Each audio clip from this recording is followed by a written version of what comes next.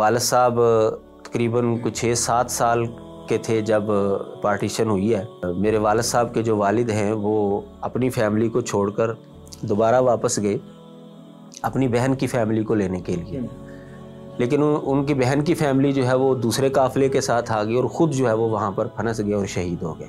आप क्या समझते हैं कि तदरीस में, तसनीफ़ में या फतावा में किस फील्ड को तलबा को चुनना चाहिए? जो भी तालिब इल्म पढ़ता है ना जी और उसने हाफ़िज़ अब्दुल मन्नान नूरपुरी रहमहुल्लाह से पढ़ा है या नहीं पढ़ा, अगर उसने उनको देखा है तो मेरा नहीं ख्याल कि वो किसी और को फेवरेट उस्ताद है। शेख, आपके जो मुनाजरा का जो शौक़ है ये बचपन से ही था कि तदरीस के बाद कोई हालात ऐसे बने कि आपका इस तरफ जो है? एक वक्त आया कि वो मुझे रबवे तक जो है वो लेकर गए सैर करवाने के लिए और वहाँ तक मुझे लेकर गए जहाँ तक आम बंदे की रसाई नहीं हो सकती, यानी कि जन्नत तक लेके गए आपको।